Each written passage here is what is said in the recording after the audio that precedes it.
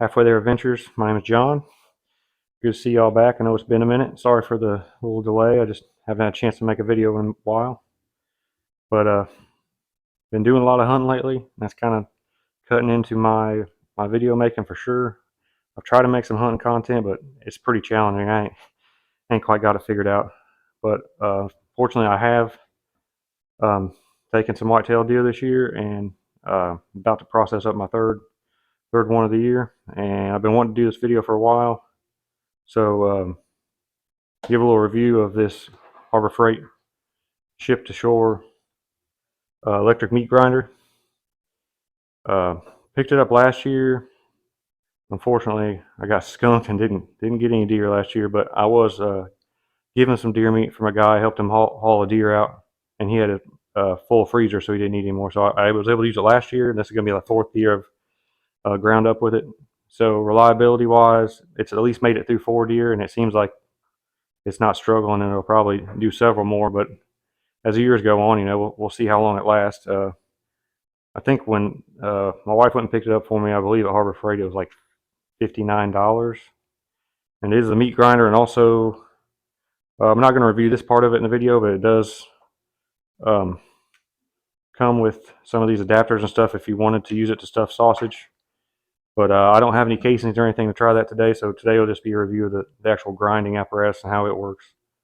I just wanted to bring you guys along, show you how it works, and if you're looking for a cheaper alternative on getting you a meat grinder yourself, you don't want to have to pay to get it processed at the local butcher or whatever. Save a little money and be able to use that extra money to put in some hunting gear or a new tree stand or new gun or whatever. I think it'll work out for you. So let's get started and see what all the box comes with and all the parts and how to put together, and then we'll work on some other stuff. And as a little added bonus at the end of the video, once we get it ground, we got to do something with it. Some people use butcher paper and wax paper and all that stuff. What we like to do is, same time we bought this, we ordered online, I think on Amazon, this vacuum sealer. The brand name is Potane. I can put a link to the model number and stuff in the description and kind of show you how that works and how we like to pack our stuff up. We also got just a Walmart special digital scale so we can know how much we're putting in each bag and all that. But we'll probably throw that in the end, and maybe even throw in a little deer burger recipe, because a little bit of this meat I'm making today, I'm going to try to go ahead and pre-patty up and get it vacuum sealed, ready to go. So all I got to do is open it and throw them burgers on the grill instead of having to thaw it and mix it and get all our seasonings and stuff. So stay tuned. We'll see what this thing's all about. All right, y'all. Here's what we got. I went ahead and disassembled it, and I was going to show you piece by piece what it comes with in the box. Obviously, you got your tray that sits on top. That's where you get your meat and feed it in to the auger and stuff. Then you got your main chute. You push the meat down in, and it gets augered through the plates that grinds it up. That's really the first thing you start with when you put it on. It's got some little notches here that line up on here, so you always get it lined up straight. It just slides right in. And you got the little knob that you put in here and tighten down. Just hand tight, doesn't have to be nothing crazy. Alright, that's where you're going to start with. Next thing you got is your auger, and it goes inside next. There's a little octagon, or I guess that would be a hexagon, that you got to line up on the shaft inside. You just kind of push it in there, you'll feel it locked in. Next thing you got is your blade, and you got to make sure you face it the right way. I make this mistake about half the time I've used it. I put it in backwards. You want the blades, the sharp edge, to be facing out. If you put it in, it doesn't push the meat out through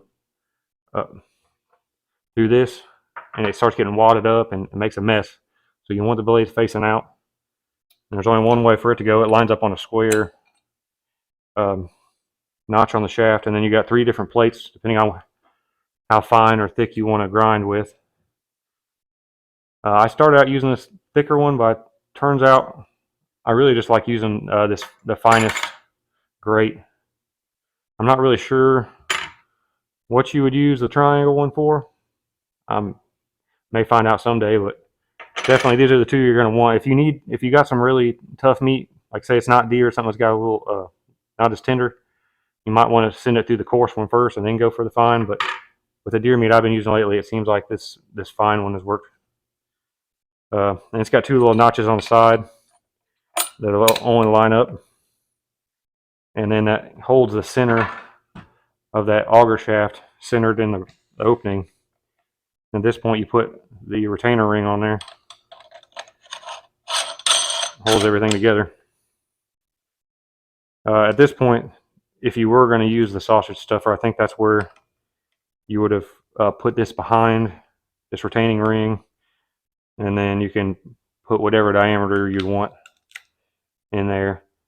I'm sure it may work, but I had a buddy that used one like this, and he said it was really slow and time consuming to try to use it as a sausage stuffer. He said one of the ones you can clamp on the side of the table, and it's got the crank, like a vertical tube that you put the meat in and it cranks it out. He said that goes way faster. And if I do make some sausage, it'll probably be next year. I may try it both ways because I'll have this out to grind the meat up first, and it'll already probably be dirty. I might as well just try to put a casing on there and see how that works compared to vertical one. Maybe I'll do another video on that. But this end of the season, I don't really want to spend the money on anything else like that. So we'll just do this grinder for now and make some ground meat and some deer burgers and stuff, and I'll see how that turns out. Last thing, this like I said, this pan that you load your meat in as you're feeding it just sits on the top. There's no clamp or nothing. So that's about all there is with that. Let's get the power hooked up and get the meat out here. We'll try to send some through it, and I might after that do a little time lapse of me running all the meat through there and give you a kind of a lapse time of what it took and how many pounds I did, and see what the finished product looks like. But for my experience, for the money, I think this thing's a home run. Um, Speaking of home run, you do have this little push rod that helps you feed it down in there. If it was one to get hung up, you can put a little pressure on it and get it down in the auger where it'll pull itself through.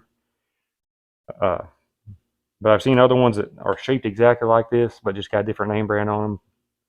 Sell for as much as $100, $139. And yes, they do make way bigger ones with higher horsepower, a bigger hopper.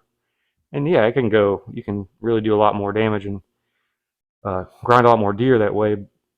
But if you're just doing it as a hobbyist like me, and you're not processing several deer a year, I think this thing will get you by just fine. All right, y'all. I kind of got set up here. Right now, I'm going to be making the meat that I wanted to make into my burger patties. I got two different batches. I got my burger patty batch, and I got what I'm just going to make into my regular ground deer meat. I got it all cut up into little grindable chunks in here, and I went ahead and chopped up a whole pack of bacon into little manageable strips that I can add in with it. All right, what I got here is about almost 3 pounds of meat and one 12-ounce pack of bacon, because you want to add some fat in, obviously, to get the flavor and keep it from being too dry since deer is so lean. So I'm just going to kind of add it in as necessary to get the right fat content. But here we go. I guess we're about to fire this thing off and run a little meat through it, and we'll show you how it works and what the grind looks like after we're done. Let her rip.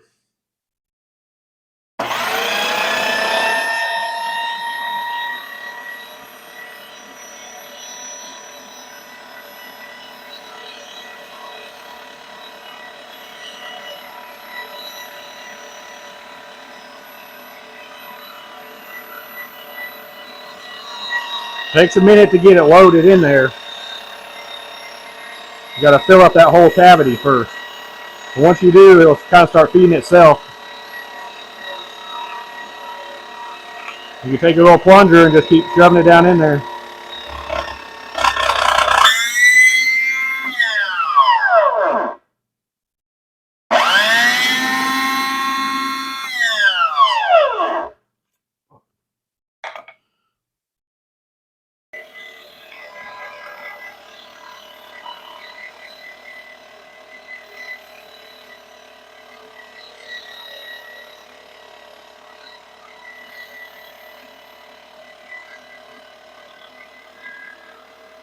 All right, now we're cooking good.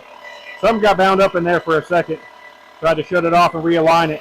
Maybe the shaft wasn't lined up perfectly straight.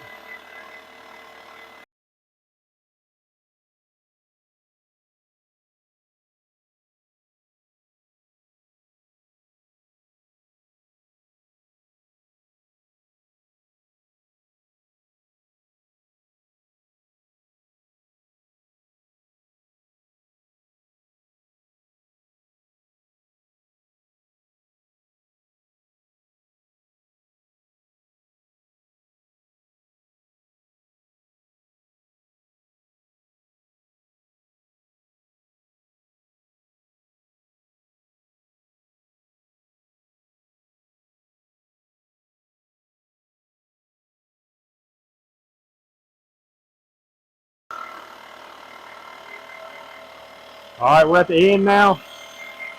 That's all the 3 pounds and all the bacon. Just gonna let it run for a second. It'll keep pushing a little bit more out. But when I shut it off, I can pull the rest of that meat out.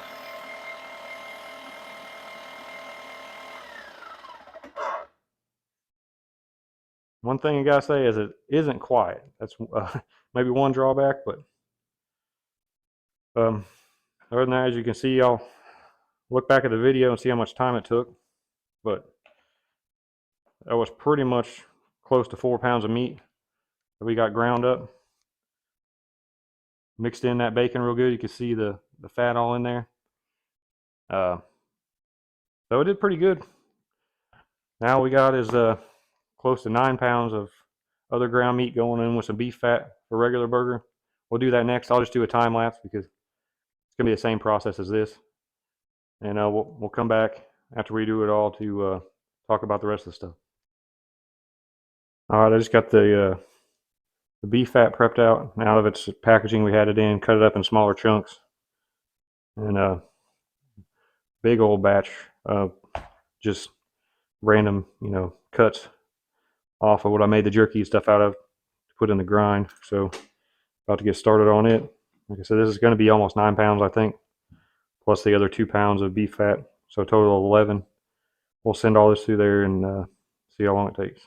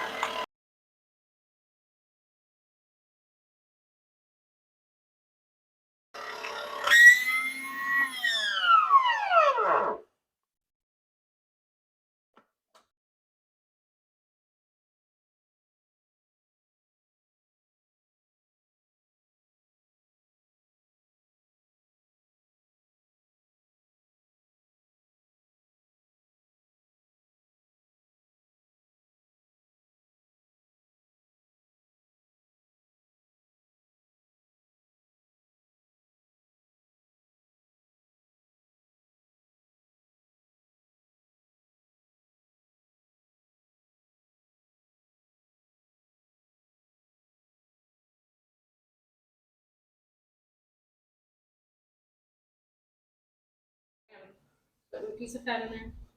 Oh, I got to get video evidence. All right, y'all, update on the review video.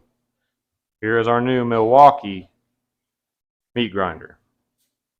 Because we found out the thing that was happening earlier where I thought maybe I just had it in a bind or misaligned, it was actually the plastic gears were stripped out inside. So I'll show you what that looks like later. But to get this meat done and grind it up, I made an attachment that fits inside here that will hook to my Milwaukee drill and spin this so we can get it finished up. Here's what that looks like. One person job becomes a 3-person job.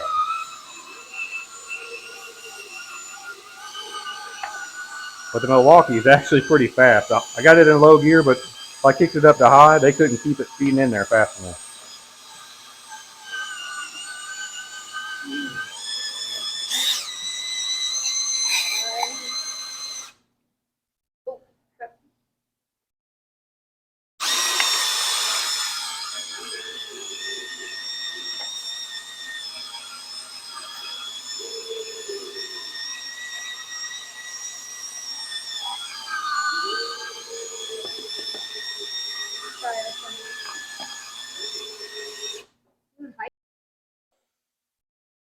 All right, y'all, I know that kind of got hectic there for a second.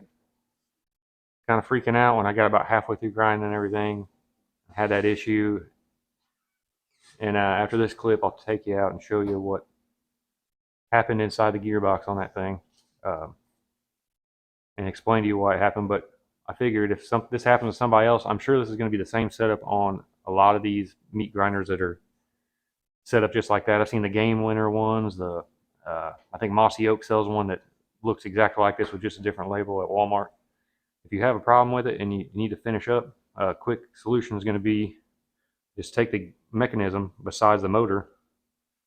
If you see right there, it's just got a little hex head Allen key in there, which turned out to be 5/16 Allen. You could even use a manual Allen wrench if you had one and you didn't have a drill, but what I have is a 5/16 socket Allen and a 3/8 socket adapter. I just chucked it in my old Milwaukee M18, and I was using the low gear because I had a lot of torque, but I even put it on high gear for a second, and it was throwing some meat out of there. So that just fits right inside there perfect, so you don't have to worry about stripping anything out. Put it in forward gear, and it's going to turn that auger the way you want.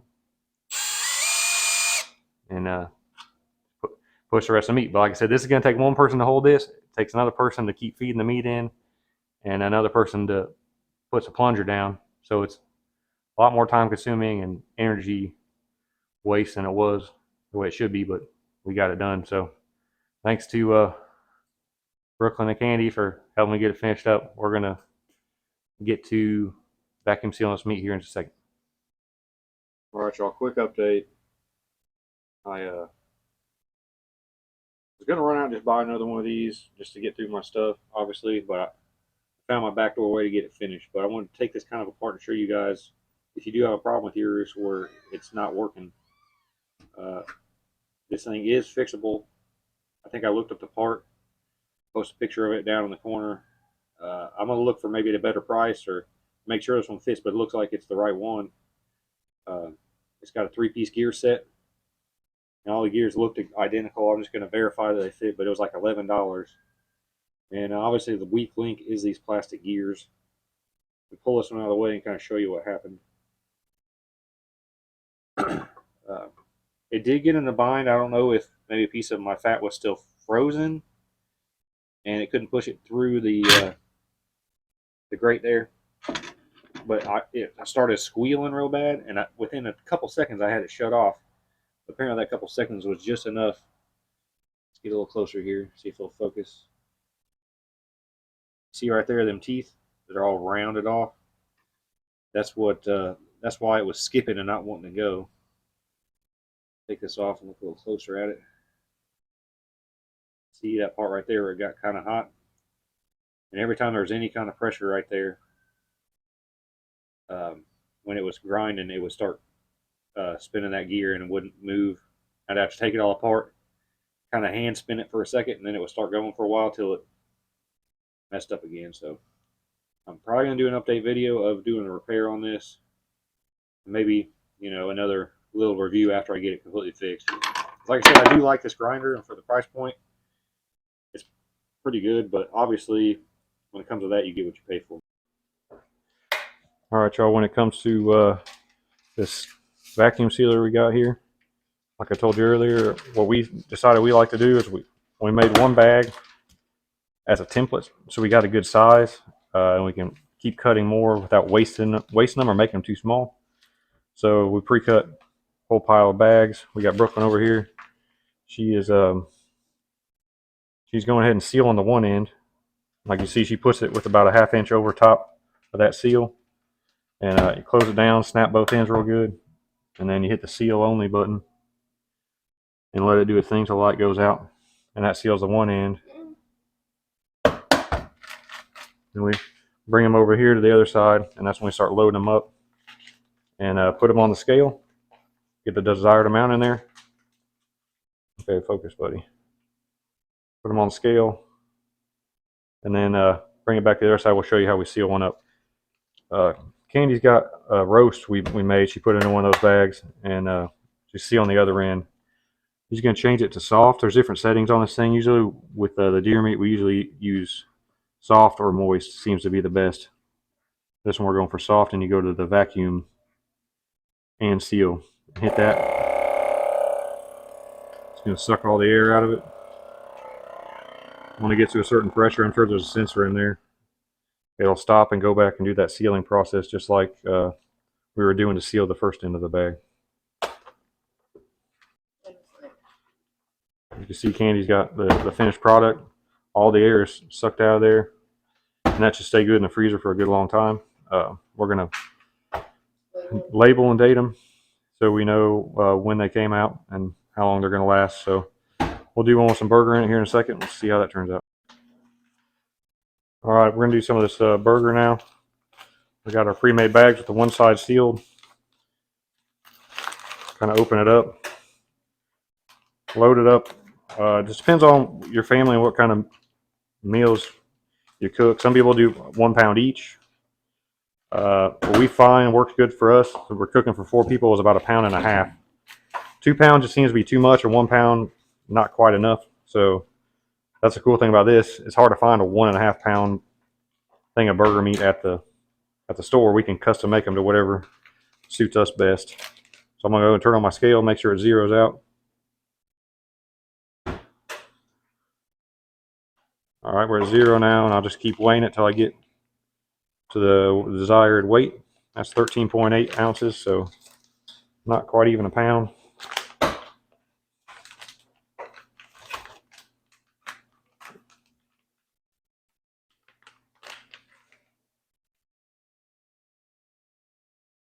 Need about 6 more ounces, and we'll be where we want to be.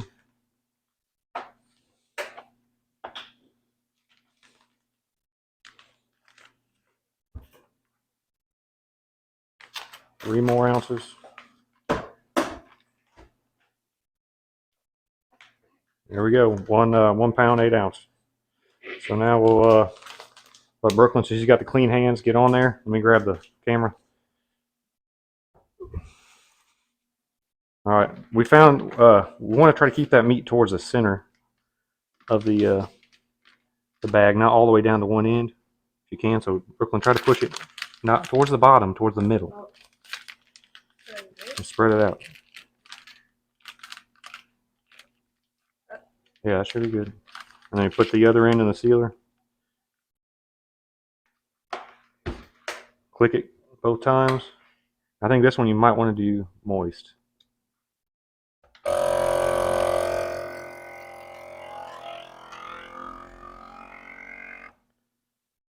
Okay, you gotta wait till both lights go out, and it'll be clear to open up. You got a whole 1.5 pounds of ground meat ready to go.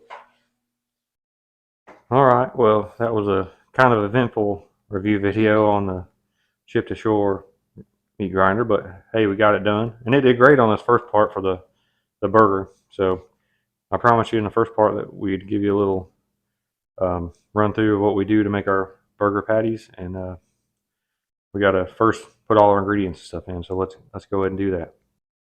All right, I got my assistant Candy here now. Last time I made these, she was sick, so I had to wing it myself. And they turned out pretty good, but she is usually the one that makes the brew for the burger. So first thing we do, and we don't really measure this out, it's kind of eyeball thing. And like I said before, this is just under 3 pounds of meat. And we're going to just mix it all up and make as many patties out of it as we can. So we use a Worcestershire sauce. I think that's how you say it. I hear people say it a million different ways. So I think we're pretty liberal with that. Kind of mix it in.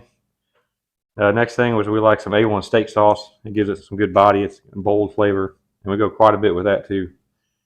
Gives it the tangy. Next thing for seasoning wise, we sometimes on regular beef burgers we use Montreal hamburger seasoning, but you can buy this Montreal steak in a bulk pack, a bigger pack like that. So, and it tastes just as good on these deer burgers. So we go ahead and put a bunch of that seasoning in there.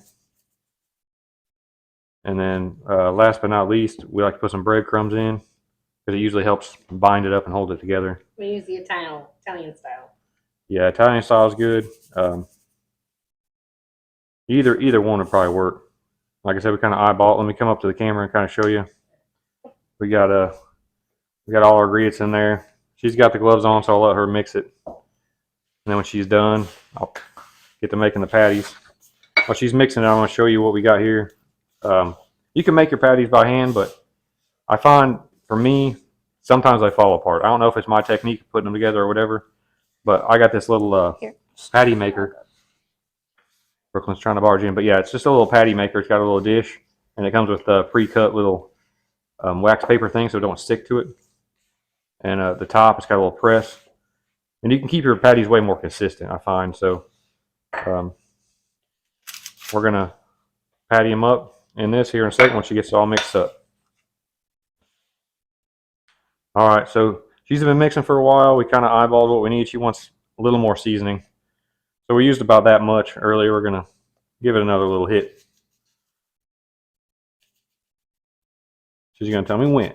That's good. I'll learn more about those. I say definitely more Worcestershire. We're pretty heavy on the A1 to begin with. This is just going to be the rest of the bottle. No reason to save any. Clog up the fridge with a half-empty bottle, so let's let her eat on that. And here comes the Worcestershire. I may have went overboard on the breadcrumbs. We got plenty of breadcrumbs. That may be why we have to put a little more moisture in there. There we go. But with the 3 pounds of deer meat, and I guess it was 12 ounces. Yeah, it wasn't a 1 pound thing of bacon. It was 12 ounces we mixed in for a little fat content. So we're probably looking closer to 4 pounds total. We're hoping to get 16 or so patties out of it. Just kind of giving it like a test feel to see if it feels like it's sticking good, and it looks like it is. So. Yep, that's good. If she likes it and likes the mix, we'll cut it, and I'll kind of clear the stuff out of the way. We'll get to making some patties and start putting them in the vacuum seal bags. That's good. All right, so Candy's got the finished product all mixed up for us. Got good consistency. It was sticking together real good. So now we're just going to get them, putting them in the patties. And usually it takes me 1 or 2 to get my amount right. But once I get it, it usually comes together pretty quick. So start out with a decent little ball. Like I said, the first 1 or 2, I either put too much or not enough. But once I get back into the swing of it, usually keep them pretty consistent. You go ahead and put that wax paper on top so it doesn't stick to this. And give it a good press. And it pushes it out and really firms it up.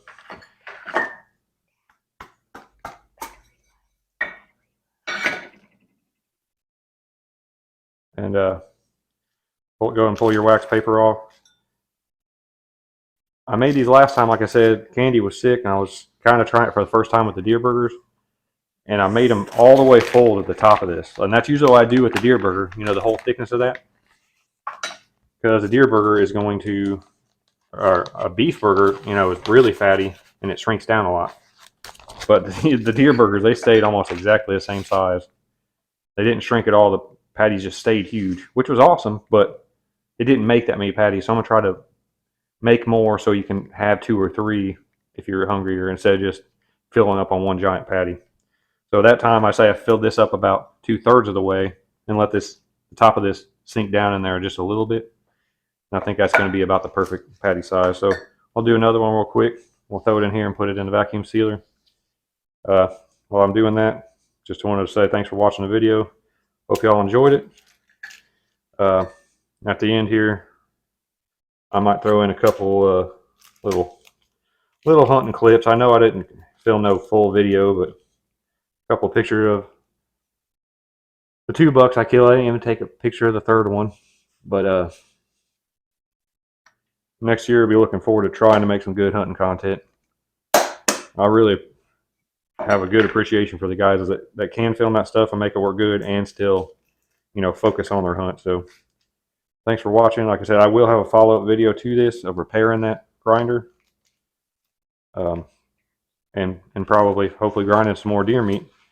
If I get another one, our season's about to wrap up. We got this weekend, and next Saturday will be the end of the season. So maybe me or Brooklyn can get another deer. And when it comes to the vacuum sealer, I'll put the link in the description below of the model and everything. And if I had to rate it, I'd give it probably 4 to 4.5 stars out of 5. It works good. Sometimes it feels like it leaves a little bit of air in there, but once it gets sealed off, nothing's going to get in or out. So, and we've never had any of the meat coming out of there feel like it was freezer burn or had any issues. So, give a thumbs up on the vacuum sealer. I still like the grinder, but like I said, it does have its downfalls. But for that price point, any other brand is upwards of closer to $100. And I was even looking today, Harbor Freight has them on sale if they have them in your store for $44.99, which is a steal. Just be careful and make sure you don't put anything frozen through it or get a bone or something that could get wedged because it could mess up your gears. But as long as you're, being safe with it, it ought to work good for you. Thanks again for watching the video. Halfway there adventures. Peace.